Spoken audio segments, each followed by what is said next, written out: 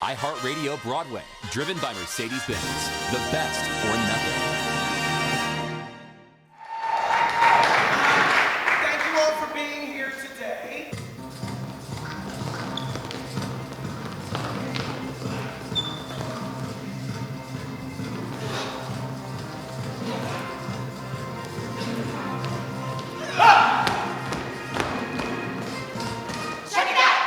Well, I would describe it as this musical follows the life of Queen, my character Queen, and her fellow sex workers, and our lives navigating the brutality of New York life in prostitution and sex work in the 1980s. You know, so much was happening at that time, the torso killer and all this stuff. So you get to see our lives and what we're trying to survive. That's what it really is. It's survival sex work, if you will. The first question was why? And the answer is humanity. We're all human beings, even sex workers, even pimps, even drug addicts.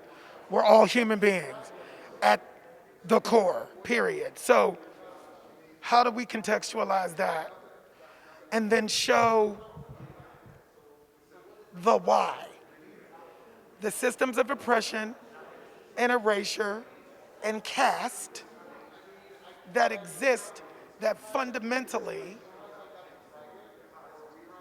push certain people to the margins and keep them there. I wanted to investigate that for real.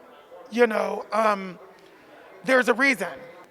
I think it's an amazement, and it's also a blessing for audiences to be able to see something like this in the musical theater realm. It's called The Life for a reason.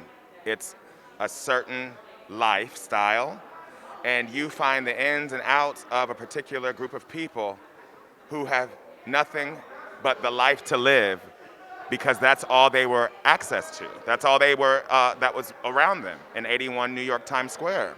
And it's interesting. I assembled the cast, like you said. It is handpicked. And it's just remarkable to see all of these talents, you know, two of which are pretty new, Alexandra Gray and Letticy to Broadway. Letticy, you know, made her Broadway debut as a standby for Caroline or Change the first time and left the show to begin her recording career that's now, you know, 14-time Grammy nominated winner, nominated again this year for her Nina Simone tribute album. So, you know, I'm a person who really enjoys talented people, and I like to be in a position of power where I can unleash the talent onto the world, and I think that's what's happening, and I'm very excited for all of these people. You know, even the ones who have been on Broadway before, or people who you think you know, they're really having an opportunity. Everybody's having an opportunity to present themselves in a new way that people don't know. We're all becoming very close quickly, and we have great adoration towards one another. And it's just like a tennis match. You throw the ball, the other person throws it, and we're really taking care of each other. That's what I love, the camaraderie. So that's what it's been, like a family. Quickly, very quickly. You know, I had some time to work with the material over like the holidays, so I came in wanting to feel very prepared. This is my first stage performance in New York, so I think I knew that coming in, so I just wanted to be really prepared. So the process when I got here, it was really more so working on the technical stuff. You know, I had all the stuff from in memory and all this, so now it was applying what I know as an actor and doing film and television to doing it in a theater realm. And so it's been great and a lot of fun. I look forward to coming to rehearsals, and I feel like theater really changes you as an artist. I feel like I've grown so much in just the short amount of time. So it's really a masterclass for me. It's insane, and you got to do the work. You got to do the work, and you got to do the work outside of rehearsals, and that's the gig. That's the gig, and it is beautiful being able to tell the story of these people and to really flesh out their inner lives in a way that I'm told was not done previously, is a sheer honor, and the cast is just so generous and talented. It's wonderful to come to work. He has really done a lot of scene work. It's been a lot of scene work, and it's not surface. We're actually diving deep inside, even though we have, 12 days rehearsal? We started day one, and he was like, I don't want any fluff. Bring you. Antoine, you are Memphis. I don't want Chuck. It's no offense to anyone, but I cast you, and I have to be honest, as an actor, that's never really happened. He literally stopped me and said, Antoine, stop putting on. It's you. You're a grown man. Just be you. And I'm like, but I'm this and I know. So that's nice, It's kind of been therapeutic. Billy is a force, but he has a vision. And I've bought into the vision. And so I'm willing to do whatever he tells me to do. So he has been going, just be you. I hired you because of who you are. So he's allowing me to bite into the scenery, but he's also just allowing us to bring to life what he wants. So all the book scenes, we're just dropping him into it, dropping into the scene and keeping it very real and all of that. And that's the part that Billy Porter, there's no one like him, because he's been in New York. He lived through this time, so he knows what it is. I'm from Oklahoma. I've been in New York for 20 some odd years, but he was here at that time. So there's nothing like it. And so I'm safe with him. And I'm thankful. I'm thankful that he called. Well, he is so focused on these characters. Working with Billy Porter has been a dream come true. It's like a master class. And there's always context behind it and stories, and he brings in people. I love that the New York City Center and Billy are together in making sure that we understand the context of these characters and the people that are in this show. It's not just about words and the music. It's also about the stories and lives we're talking about. They're real people that exist. Billy is a force of nature. I've known him about 15 years, and he's been a force of nature that long.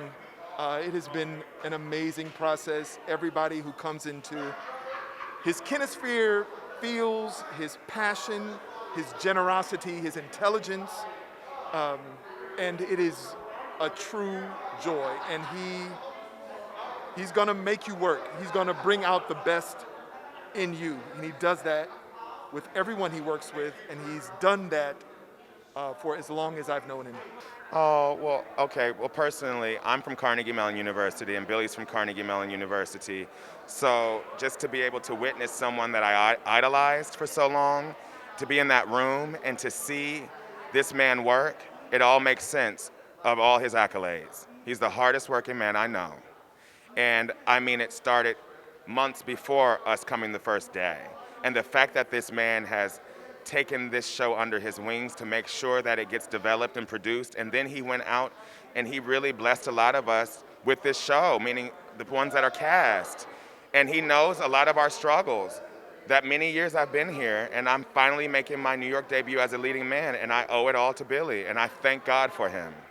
Whew, he is fantastic. I've been dying to work with him, for years, and I thought I was gonna get to last year, but I didn't. So then this came, and it was like, oh my God, and it couldn't have been a better project. So he's fantastic. He's really collaborative, and you just look forward to what he has to say. Some directors, they go on these long speeches and rants, and you want to hear every word he's saying because it's going to feed your souls. City Center Encores is an establishment. And so any chance you get to work in the establishment system in this city, it's just an honor. Like, it's somewhat overwhelming, but it's also like one of those things you can check that box off. So when the call came, I was just like, absolutely. And with this new reality, the COVID reality, the pandemic and all that, there's a little bit of anxiety. It's the first thing I'm back with a whole bunch of people in a room singing. But to be here at City Center, I was like, I'm going to step into this blessing because that's what I feel like it is.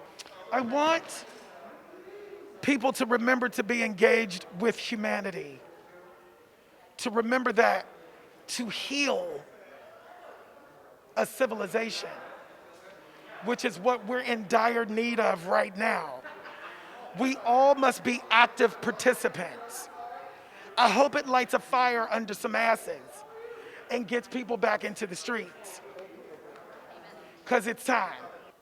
I was so psyched at the end of 2019 to get started on this. And then I watched so much Netflix that I was like, and then when Billy was like, no, we're going to get back to it, I was like, oh, I got to get back to it.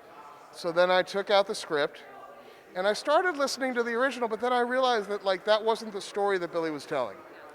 So when we work, it's really about me looking at the script that he's written and then breaking it down. Who's doing what? What are the arcs? How does this all shape together? And for me, it's really important to be true to the time and place that we're looking at here. I mean, we're looking at a thing where, like, if you walk down the streets in that year, and I kind of remember this because I grew up here, you heard funk music, disco music, you know, blaxploitation music, all of this music that was urban and from the streets and R&B. It was fantastic. And it coming from every storefront everywhere. That was only represented in the original life in just a couple of places.